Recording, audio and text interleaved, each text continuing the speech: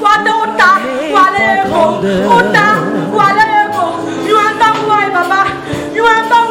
mon rocher, ma forteresse, je ne cesserai de louer ton nom, car tu es Dieu.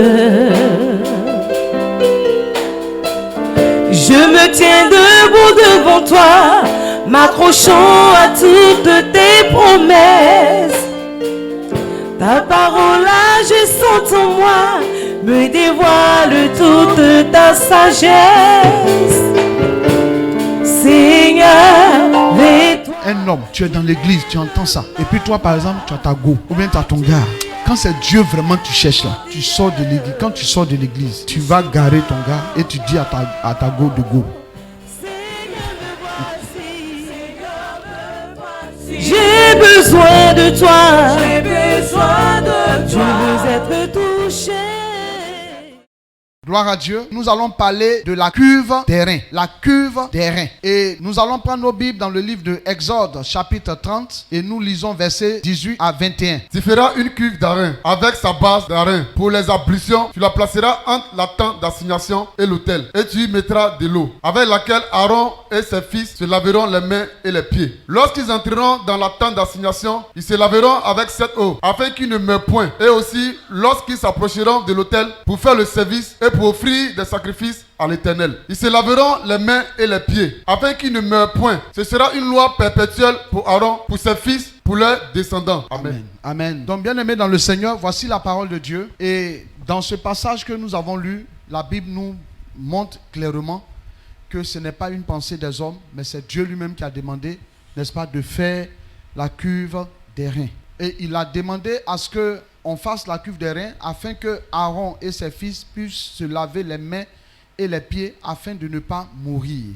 Gloire à Dieu. Donc, bien-aimés dans le Seigneur, comme nous avons dit, la cuve des reins, c'était l'ombre des choses à venir. En Jésus-Christ de Nazareth, cela a une explication. Alléluia. Donc, la cuve des reins dans l'Ancien Testament était réservée exclusivement aux sacrificateurs. Donc, ça, c'est la première information. C'est-à-dire que quoi? Dans l'Ancien Testament, quand le peuple rentrait dans le parvis, le peuple s'arrêtait à l'autel des sacrifices. Le peuple n'avait pas le droit, n'est-ce pas, d'avancer. Avant d'aller plus loin, regardons encore la vidéo pour encore voir la cuve des reins. Donc voici la cuve des reins. C'est de ça qu'on parle. La cuve des reins, voici la cuve des reins. Comme j'étais en train de le dire, dans l'Ancien Testament, le peuple n'avait pas le droit d'avancer. Le peuple s'arrêtait, n'est-ce pas, à l'autel et il retournait. Mais les sacrificateurs, eux, ils progressaient. Et le deuxième élément, n'est-ce pas, que le sacrificateur rencontrait, c'est la cuve des reins. Comme nous le disons, dans le Nouveau Testament, en Christ, tout le peuple de Dieu a accès à la cuve des reins. Pourquoi? Parce que selon 1 Pierre, chapitre 2 à 9, nous tous, nous sommes des sacrificateurs. Et nous sommes des sacrificateurs, c'est-à-dire des prêtres d'un haut niveau. Nous sommes, n'est-ce pas, des prêtres royaux. Nous sommes un corps de rois et de prêtres. Tout le monde. Il n'y a pas une seule personne qui soit disqualifiée en Christ. Et c'est pour cette raison, en Jésus, nous pouvons, n'est-ce pas, progresser pour aller à la cuve des reins. Et lisons 1 Pierre, chapitre 2, verset 9. Vous, au contraire, vous êtes une race élue, un sacerdoce royal, une nation sainte, un peuple acquis, afin que vous annonciez les vertus de celui qui vous a appelé des ténèbres à son admirable lumière. Amen. Donc il dit, vous, au contraire, vous êtes une race élue, un sacerdoce royal. Donc c'est de là on dit des sacrificateurs, n'est-ce pas, ou des prêtres royaux. Donc nous tous ceux qui sont en Jésus ont cette sacrificature. Nous sommes tous des, si vous voulez, des pasteurs. En Jésus, nous tous, nous sommes des pasteurs. Nous sommes des sacrificateurs. Alléluia. Amen. Donc, en un mot, nous sommes tous des sacrificateurs d'un niveau élevé. C'est pour cela qu'en Christ, nous avons accès à la cuve des reins. La cuve des reins, ça servait au lavement des pieds et des mains des sacrificateurs. Ça, c'est dans l'Ancien Testament. Les gens devaient laver physiquement leurs mains. Ils lavaient leurs mains et leurs pieds. Et le lavement des mains et des pieds était obligatoire avant de commencer ou de débuter les tâches sacerdotales. C'est-à-dire, avant de commencer son service pour Dieu, le sacrificateur devait se purifier en lavant ses pieds et ses mains. Et il y avait une menace. On dit, afin qu'il ne meure pas. Toute personne qui négligeait de laver ses mains et ses pieds pouvait mourir. Dieu pouvait te frapper et tu meurs. Gloire à Dieu. Mais qu'est-ce que cela signifie en Christ? en Jésus-Christ. La cuve des reins en Christ signifie la nécessité de se purifier, la nécessité de se sanctifier. Alléluia. Afin de Dieu, ce que Dieu veut, frères et sœurs, c'est notre sanctification. C'est ce que 1 Thessaloniciens, chapitre 4, verset 3 dit. Ce que Dieu veut, ce n'est pas de prime abord que tu aies l'argent. Ce que Dieu veut, ce n'est pas de prime abord que tu voyages. Ce que Dieu veut, ce n'est pas que tu aies voiture, que tu construises une maison. Ce que Dieu veut, ce n'est pas que tu travailles. Ce que Dieu veut, il veut que tu te sanctifies. Il veut que tu sois sanctifié, tu sois saint, tu sois purifié. C'est ce qu'il veut. Parce que sans la purification, tu ne verras pas Dieu. Alléluia. Amen. Et cette purification se manifeste, c'est-à-dire se révèle dans la pratique à 3 niveaux. On voit c'est-à-dire dans la pratique, on se purifie, n'est-ce pas, à 3 niveaux. Et c'est ces 3 niveaux-là que je vais t'expliquer pour parler de la cuve. Parce que la cuve des reins parle de la purification. Sainteté à l'éternel. Affaire de Dieu.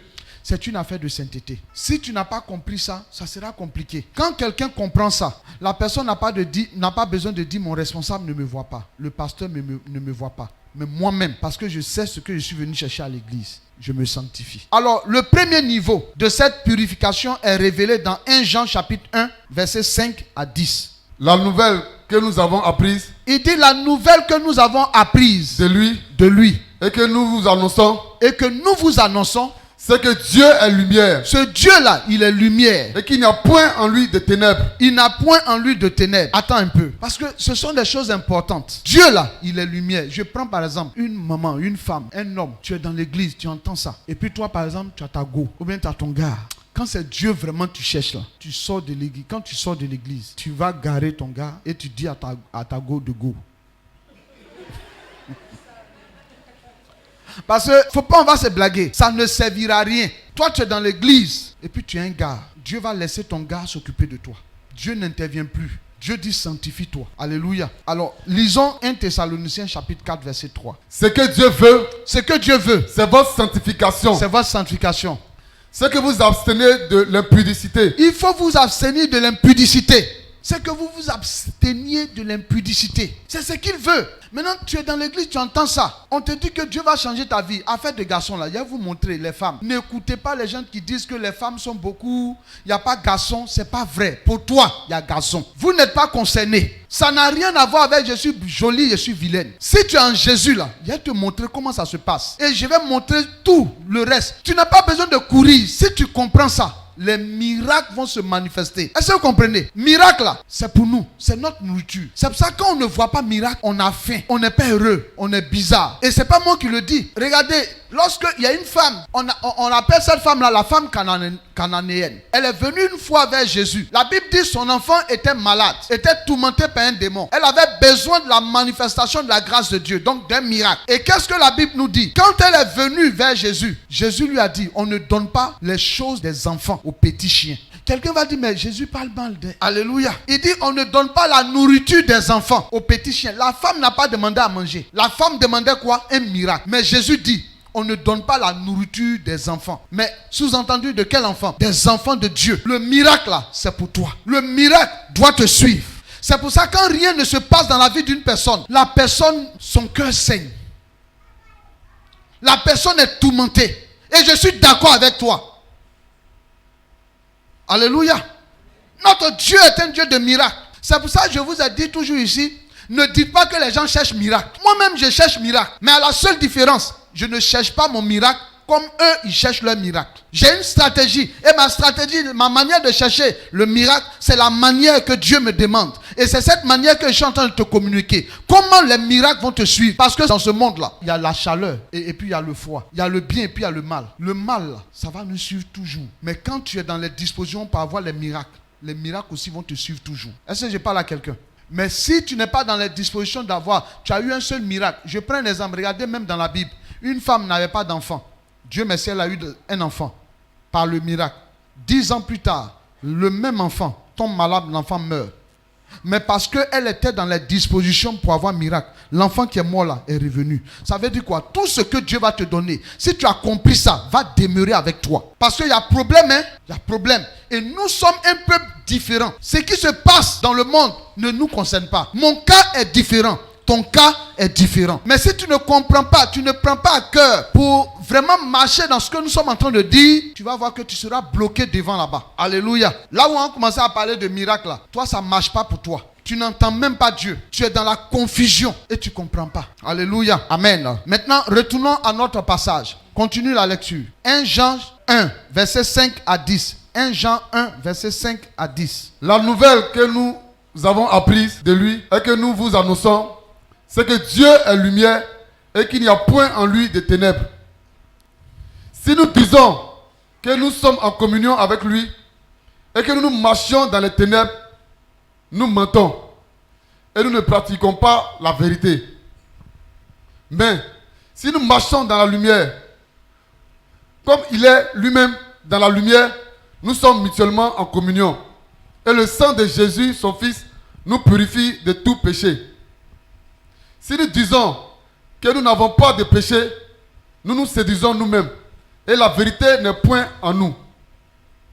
Si nous confessons nos péchés, il est fidèle et juste pour nous les pardonner et pour nous purifier de toute iniquité. Si nous disons que nous n'avons pas péché, nous le faisons menteur et sa parole n'est point en nous. Amen. Amen. Alléluia. Alors, bien aimé, écoute bien. Nous disons que la cuve des reins représente la purification en Christ. C'est le lieu où Dieu purifie ses enfants, les sacrificateurs que nous sommes. Et dans la pratique, ce verset-là que nous venons de lire montre dans la pratique comment ça se fait au premier niveau. Alléluia. Il dit que si nous disons que nous n'avons pas de péché, nous le faisons menteur. Et sa parole n'est point en nous. Mais si nous confessons nos péchés, il est juste et fidèle pour nous pardonner et le sang de son Fils pour nous purifier de tout péché. Ça veut dire quoi? La fois passée, nous avons parlé de l'autel. À l'autel, nous avons dit on renonce à ses péchés. C'est pas ça? Et deuxièmement, j'ai dit on renonce encore à soi-même. À cette histoire d'orgueil, de vaine gloire, de vantardise. On renonce à tout ça. On renonce même à son ego. Et on renonce à son péché. Et la dernière fois même, j'ai donné un exemple. J'ai dit que depuis que j'ai renoncé, je ne suis jamais tombé dans les choses dans lesquelles j'étais. Mais est-ce que pour autant je suis parfait? Je suis saint? Non. Alléluia. C'est vrai, je suis juste en Christ. Mais Dieu veut nous faire comprendre quelque chose. À la cuve des reins, on vient se purifier pour atteindre la perfection. On vient se purifier. Il y a des choses que tu dis, il y a des actions que tu poses. C'est vrai, tu n'es pas dans impudicité, tu n'es pas dans ceci, parce qu'on pense que c'est vol, mensonge, et puis ceci ou cela qui sont péchés. Mais le péché est profond. Est-ce que je parle à quelqu'un? Donc, c'est pas parce que je n'ai pas commis l'adultère ou l'impudicité que je suis juste. Je peux avoir des pensées. Le péché, c'est aussi des péchés par omission. Le péché, c'est aussi en pensée. Le péché, c'est un peu tout ça. Alléluia. Et donc, Dieu veut nous faire comprendre qu'il est bon de chaque fois être en communion avec le Seigneur. Chaque fois, il faut apporter ton cœur. Donc ici, il s'agit constamment d'invoquer le sang de Jésus sur ta vie afin de te purifier de tout péché et de toute iniquité. Invoque le sang de Jésus. Ne dis pas que tu es parfait. Personne n'est parfait. Alléluia. Moi, je ne suis pas parfait. Et je me recommande. Je suis en train de prêcher. Je ne vois pas le visage de Dieu. Est-ce que ce que je suis en train de dire là même, ça lui plaît? Est-ce que je suis en train de prêcher même comme il veut? Paul a prié. Il dit priez pour moi. Afin que lorsqu'il me sera donné d'ouvrir la bouche pour parler de Dieu, que je parle librement avec la force. Est-ce que je suis en train de prêcher? Est-ce que souvent je ne fais pas rire? Est-ce que je ne fais pas? Donc je ne sais pas. Donc pour toute réponse à cela, qu'est-ce que je fais? J'apporte mon cœur à Dieu. Alors, deuxième niveau de purification. Lisons 1 Jean 3, versets 20 à 21. Car si notre cœur nous condamne, Dieu est plus grand que notre cœur et il connaît toutes choses. Bien-aimés, si notre cœur ne nous condamne pas, nous avons de l'assurance devant Dieu. Amen. Amen. C'est un peu la même chose comme le premier. Mais ici, il y a une différence. On nous dit, si ton cœur te condamne, cela veut dire quoi? Il y a possibilité même de tomber. De tomber dans un péché. Peu importe le péché. Lisons 1 Jean 2, versets 1 à 2. Mes petits enfants, je vous écris ces choses afin que vous ne péchiez point. Et si quelqu'un a péché, nous avons un avocat auprès du Père, Jésus-Christ le juste. Amen. Donc ces deux versets se rejoignent. Alors ce que je voudrais dire c'est quoi? Le deuxième niveau de purification, il peut arriver que tu tombes dans un péché. Exemple, tu es là et puis tu es sorti avec un homme ou bien une femme. Tu as volé. Après, ça peut arriver. Il ne faut pas dire que la Bible dit, qui es-tu? Toi qui juges les autres. Tu peux tomber. Je peux tomber. Tu tombes vrai. Ici, là, c'est pas affaire de non, si je savais. Tu sais même et ton cœur te condamne. Est-ce que je parle à quelqu'un? C'est-à-dire toi-même, tu as fait quelque chose. Et tu sais que quand on est chrétien, on ne fait pas ça. Et quand tu fais ça, ton cœur s'attriste. Le fait que ton cœur s'attriste, c'est une bonne chose. Cela demande que Dieu est dans ton cœur. La sémence de Dieu est en toi. C'est pour ça que tu t'attristes. Alors, si tu es attristé, qu'est-ce qu'il faut faire? Il faut aller à la cuve des reins, n'est-ce pas, pour te repentir. Ne cache pas tes transgressions. Ne cache pas tes péchés. Mais répands-toi, confesse-toi et abandonne le péché. Est-ce que je parle à quelqu'un? C'est vrai, tu as renoncé. Le péché, ici, c'est accidentel. Est-ce que vous comprenez? Cela ne veut pas dire que tu es dans la chose, tu te répands, demain, tu fais encore. Après, demain, tu te répands. C'est pas de ça que je parle. Il peut arriver de fauter. Il peut arriver de tomber. Et il y a des personnes, quand elles tombent, bon, elles ont tellement mal. Elles ont tellement honte. Souvent même, elles quittent l'église. Elles sont bizarres. Non. La cuve des reins est le lieu par excellence où la grâce de Dieu, n'est-ce pas, reprend le pécheur. Et on va là-bas pour demander pardon à Dieu pour que son sang qui a coulé à la croix de Golgotha nous purifie. C'est le lieu de la purification. Est-ce que je parle à quelqu'un? J'ai donné ce témoignage aussi au premier culte. Il y a une fille qui est fille de pasteur. Et puis dans le musulman, elle a eu des rapports avec quelqu'un. Mais dans le rapport là, voilà, elle est enceinte. Elle a caché, elle maigrissait, elle pleurait seule. Et vous savez ce qui a été mauvais? Elle se demandait, mais qu'est-ce qu'ils vont dire? Moi qui suis la fille d'un pasteur, mais tout le monde, tu peux tomber. Tu peux tomber. Alléluia. Est-ce que je parle à quelqu'un? Tu peux tomber. Et donc, cette fille-là, pour toute réponse à tout ce qu'elle vivait, vous savez ce qu'elle a fait? Elle a pris médicaments. Elle a bu. La fille là, elle s'est tuée. Parce qu'elle ne pouvait pas supporter la honte qui est derrière ça. Et ça aussi, c'est une œuvre du diable. C'est une œuvre du diable. Si tu es tombé, il ne faut pas te tuer. Pourquoi tu veux te tuer? Il y a la grâce de Dieu. La grâce de Dieu est plus grande que ton péché. C'est pour ça qu'il dit, si ton cœur te condamne, il y a quelqu'un qui est plus grand que ton cœur. Si tu as péché, il y a quelqu'un, il y a un avocat qui est là. Est-ce que je parle à quelqu'un? Nous avons un avocat. Et c'est à la cuve des reins. C'est à la cuve des reins que nous recevons le pardon de Dieu. Dieu nous restaure. Il nous sanctifie. La seule chose, ne cache pas ton péché. Ne cache pas tes transgressions, tes erreurs. C'est tout. Va à la cuve des reins. Et là-bas, la grâce de Dieu est disponible. La grâce de Dieu est plus grande que ton cœur qui est en train de te condamner. Qui est en train de les voix que tu entends. La grâce de Dieu est plus grande. Il y a le pardon de Dieu qui est disponible. Est-ce que je parle à quelqu'un? Mais maintenant, je veux faire une nuance. Il y a des personnes, par exemple, si tu constates que tout le temps tu tombes dans la chose, dans un péché quelconque, tu tombes aujourd'hui, demain tu tombes encore.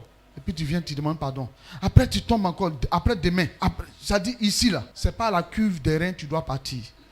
Tu dois aller à l'autel. Tu dois aller renoncer. Pleurer pour que Dieu vienne ôter. C'est pas encore enlevé. Est-ce que je parle à quelqu'un? Là-bas c'est à l'autel, à la croix de Golgotha. Frère, Dieu n'a rien fait au hasard. C'est à la croix, tu dis Seigneur, me voici. Je suis vaincu.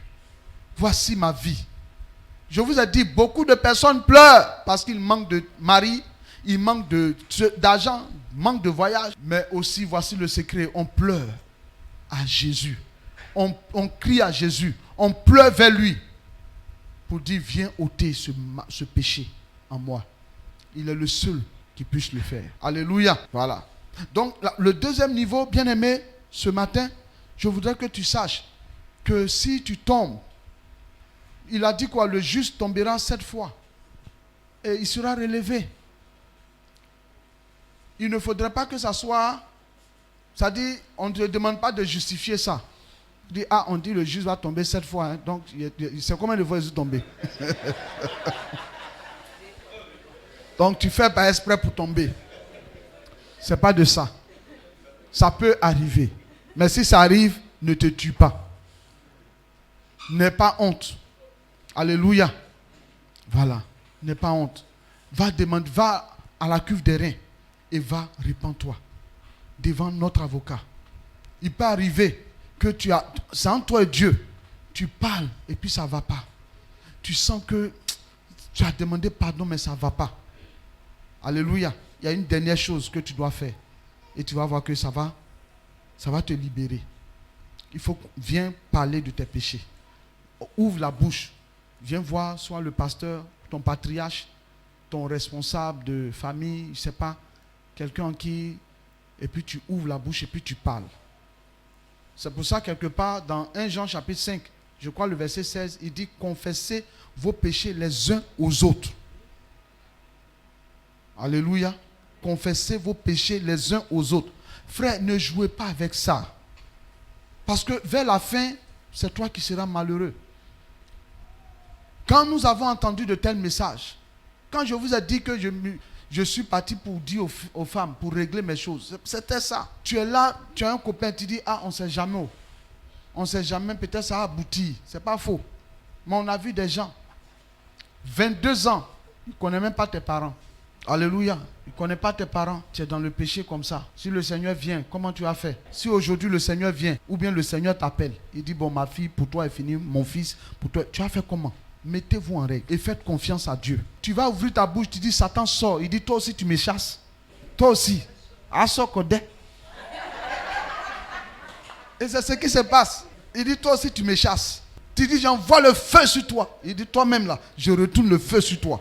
Il n'est pas gêné. Tu ordonnes, il n'obéit pas. Pourquoi? Parce qu'il y a des éléments dans ta vie qui te disqualifient. Est-ce que je parle à quelqu'un? C'est pour ça que j'ai dit, c'est contre toi-même. La dernière fois quand il disait, c'est toi-même qui es ton malheur. C'est toi-même qui es ton sorcier. C'est de ça que je voulais parler. Donc quand tu comprends le message de l'évangile, ce n'est plus quelqu'un qui va te dire, non, faut pas, tu as compris.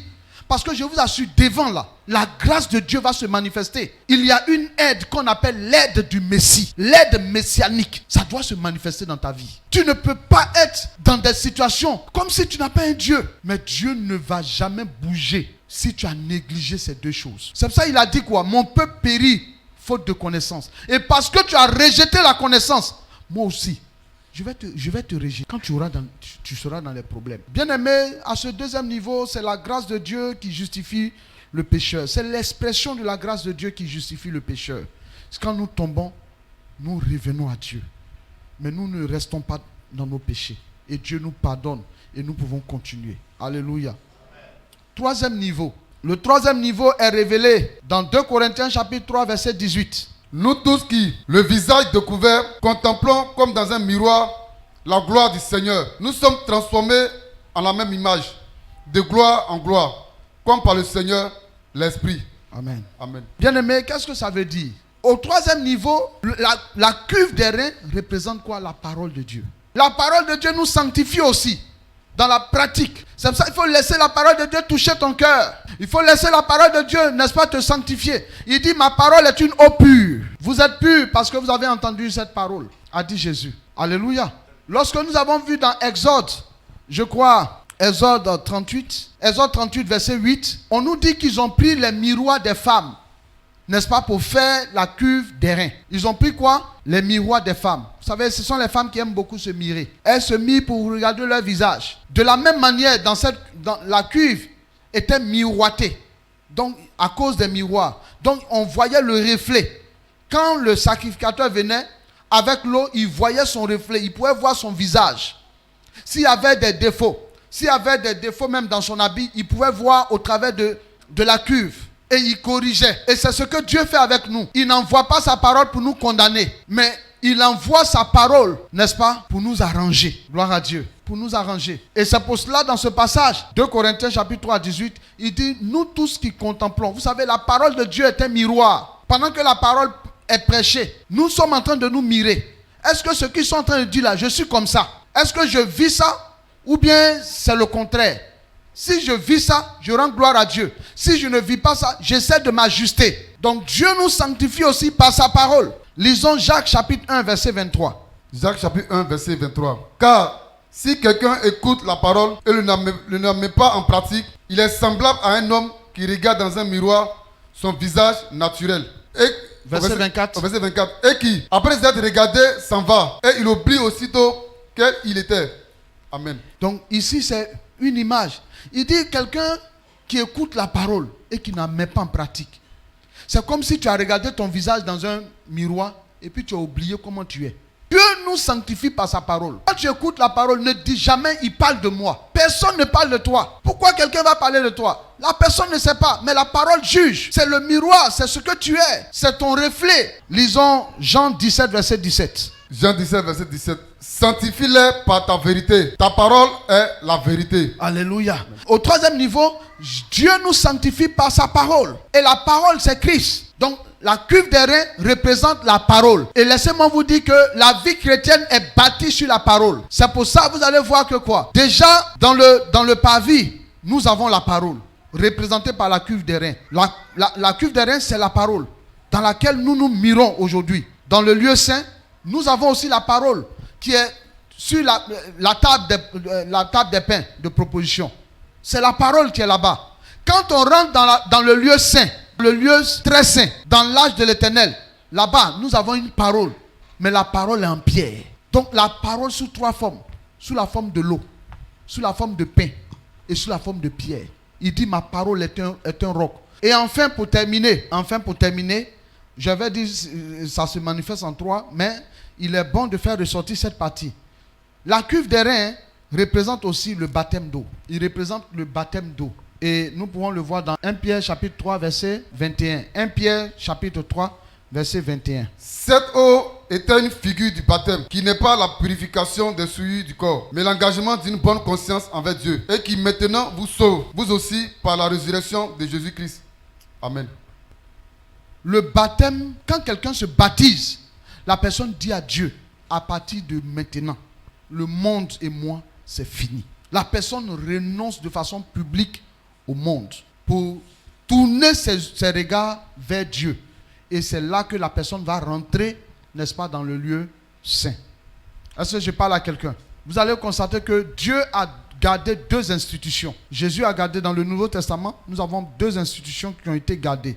Nous avons quoi? Le baptême et nous avons la Sainte Seine. Avant d'aller prendre la Sainte Seine, il faut passer par le baptême, qui est la cuve des reins. C'est pour ça que la cuve des reins, n'est-ce pas, est dans le parvis, n'est même pas encore dans le temple, dans le lieu, n'est pas dans le lieu saint. Mais quand tu rentres dans le lieu saint, c'est là-bas même qu'on va prendre maintenant la communion. C'est là-bas qu'on mange le pain. Et ce pain-là est réservé aux sacrificateurs. C'est là Jésus dit, il dit, je suis le vrai pain descendu du ciel. Si tu ne manges pas mon corps, alléluia, tu ne pourras pas être sauvé. Quand vous savez, l'évangélisation s'arrête au baptême. Et dès que la personne rentre, on l'enseigne maintenant à observer. Que Dieu vous bénisse. Que sa grâce soit dans ta vie. Je me tiens debout devant toi, m'accrochant à toutes tes promesses. Ta parole agissante en moi me dévoile toute ta sagesse. Seigneur, vers toi